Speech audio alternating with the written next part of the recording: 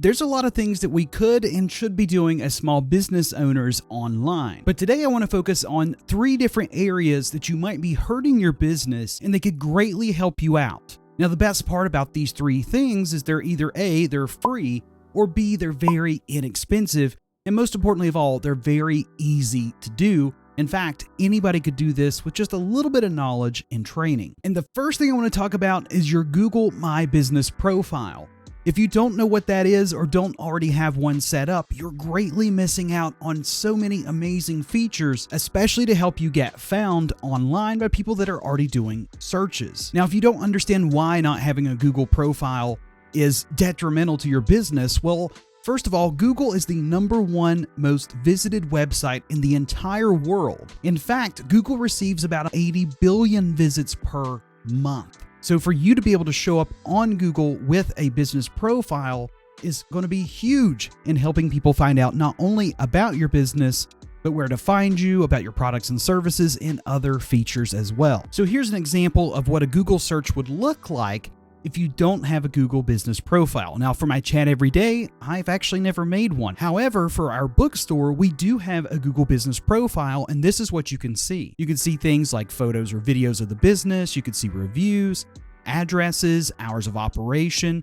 You can also have a questions and answers section here where potential customers can ask questions. Now, on the back end of things, you get a whole bunch of features like the ability to advertise, ask for reviews.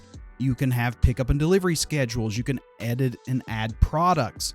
You can read reviews and respond to them. You can see how many business interactions you've had, performance scales, and all these different things that are going to help give you metrics on your business when it comes to things like Google search. And you might think just by having a social media page and or a website will do the trick.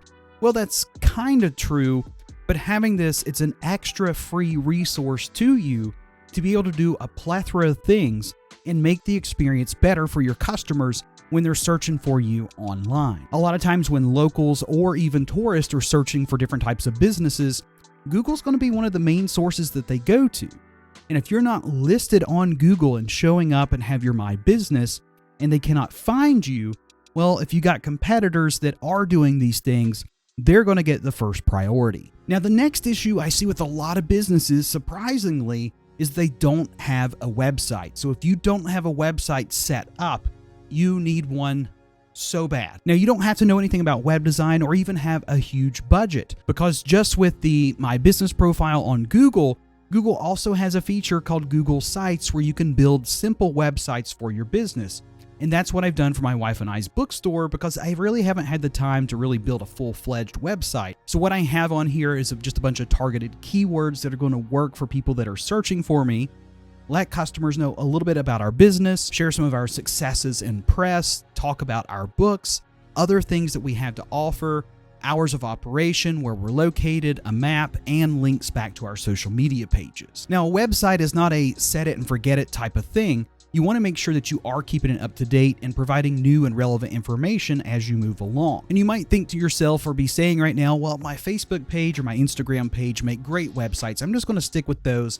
I don't really think I need one of these .coms or something like that. Well, that is very far from the truth, because we all know very well how many times a week do you see your friends or family, their Facebook pages or their profiles are getting hacked and taken away from them. We're not guaranteed that we're always going to have our social media profiles, but we are more so guaranteed that we have the control and the protection of our own websites. It doesn't take much for a spam message to get you to click a link and then all of a sudden your profile is gone forever. But if all along you had a website or especially an email list, you're not going to have to worry about those things. You also have to take into consideration there's a lot of people out there that don't use social media.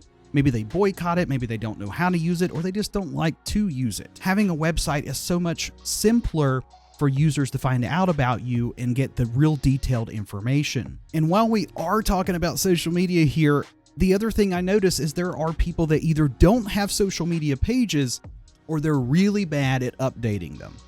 Now, if you want to know more about social media strategy or how to get more engagement off your social media, watch one of these last 2 videos that I made. But having an up-to-date and active social media page is another huge piece of the pie that all businesses need to have. 1, because it's free, but 2, it gets you so much more exposure and opportunity to to communicate with your audience and your customers and for them to find out information about you and your business. Now, if you take all three of these elements of your social media pages, plus your website, plus the My Google Business profile, and you utilize the three of those together, it's giving you three very powerful, inexpensive, and mostly free tools to promote your business online. And none of these are rocket science. You don't have to know crazy code or special tricks and tips to do any of this stuff.